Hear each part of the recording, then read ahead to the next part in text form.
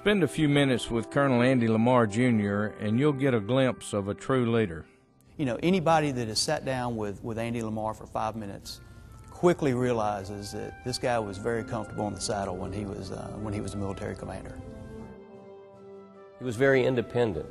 He ended up, his parents moved to Birmingham and he moved back to Oregon to run track there for his senior year so that he could finish out his senior year in Oregon. He moved back there by himself to do that. After graduating high school in Oregon, Colonel LaMar moved to Auburn to attend the Alabama Polytechnic Institute, only to follow in his father's footsteps by enlisting in the Army 2 years later. I went in as an enlisted man initially, and then got an appointment to the military academy, and then went there and got my commission. Upon graduating from the renowned West Point Military Academy in 1946, Colonel LaMar was sent to Fort Benning for additional training before being shipped off to post-war Germany. It was the first of what would be many overseas assignments. Initially was in the constabulary, which controlled the areas, and then when the Berlin airlift came along, we were converted to an armored cavalry regiment, and I ended up commanding a tank company in that regiment. LaMar served in Germany, Belgium, and Korea over the course of his extensive overseas military career. I guess we crossed the Atlantic 4 times. My parents lived in Europe 3 different times, but there was a lot of opportunity in moving. We crossed the Atlantic via shipboard 3 times, and it was really a nice experience because it was a mini vacation while you were moving. 2 of them named the SS America and the SS United States, and it was really a fun time for us as a family. LaMar and his family would move back to Auburn in 1968. Andy came full circle as a professor of military science at Auburn University and would continue his legacy by impacting several generations of students and professors. He and I met on a parade field one day, and he was out there watching the Corps cadets as I had them assembled, and I was doing the best I could with them. And he told me, as we shook hands, he says, "They look great out there." And I said, "You're Colonel LaMar?" And he says, "I am." He says, "Pleased to meet you, and I'm happy to be here." I said, as the conversation went on, I started asking him about his time as the professor of military science. I'd seen his picture on the wall and knew that he had been at Auburn as the professor in the Vietnam era.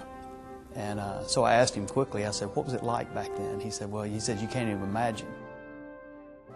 Well, at that time, we had, it was mandatory for all male students. And like in the Army, we had something like 1,800 cadets in the Army. Now they probably have maybe 100, a little over. But it was interesting, and I think in the June graduation, I'd commissioned maybe 100 second lieutenants. So I think that, to me, was a contribution to the Army. He says, "You're kind of doing the same thing I was." He says, we're getting, he says, or I was then and you are now, getting young soldiers ready for combat. And he says, "You've got to realize that when they leave Auburn University, a lot of these young men and young women out there on the field you have today are going to step right into combat." He said, and that's not much different than what we had in the late 60s and early 70s. Fred Lacey served as lieutenant colonel under Colonel LaMar for 2 years during his time as professor of military science. During that period of time, I came to admire him greatly. It was my privilege to work for him.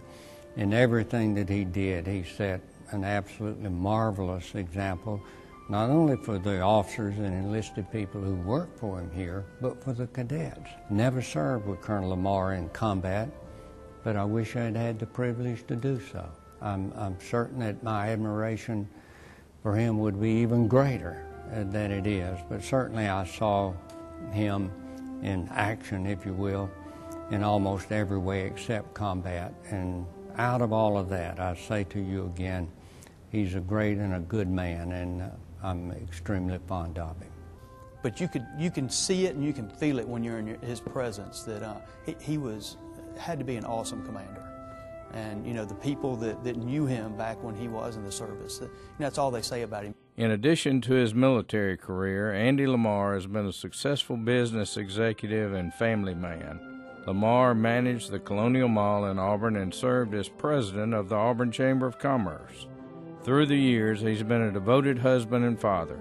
Today, his children credit their father for a rich upbringing. My dad was strict, but he was very kind and very supportive of all of his children, and including my mother. And so we had a happy family. We were military, and we moved around, and we had to, as I said, keep our opinions and our behavior close and our haircut close too.